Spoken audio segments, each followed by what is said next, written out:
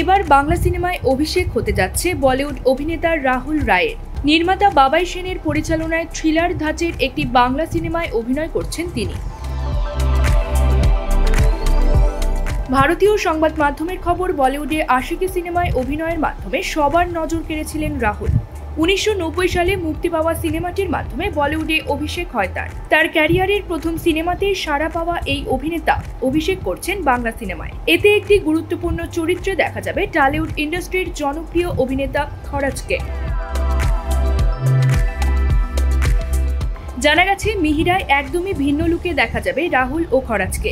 এর প্রধান চরিত্রে অভিনয় করছেন সঞ্জয় বিশ্বাস, সজল বর্মন, কৃতি চ্যাটার্জি, প্রদীপ বর্মন সহ আরও অনেকে। পাহাড়ের কোণে নর্থ বেঙ্গলে পুরো সিনেমার শুটিং হবে।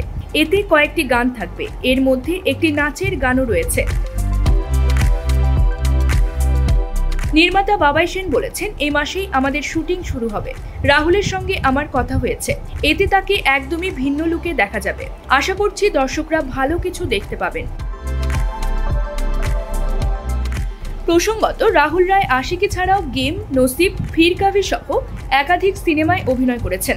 2020 সালের নভেম্বরে ব্রেন স্ট্রোক করেছিলেন তিনি। ওই সময় জানা গিয়েছিল লিভ দ্য ব্যাটল সিনেমার শুটিংয়ে অসুস্থ হয়েছিলেন। পরে মুম্বাইয়ের নানাবতী হাসপাতালে ভর্তি করা হয়েছিল। দীর্ঘদিন অসুস্থ ছিলেন তিনি। এবার সুস্থ হয়ে বাংলা সিনেমার মাধ্যমে ক্যারিয়ারের নতুন অধ্যায় শুরু করতে যাচ্ছেন এই অভিনেতা।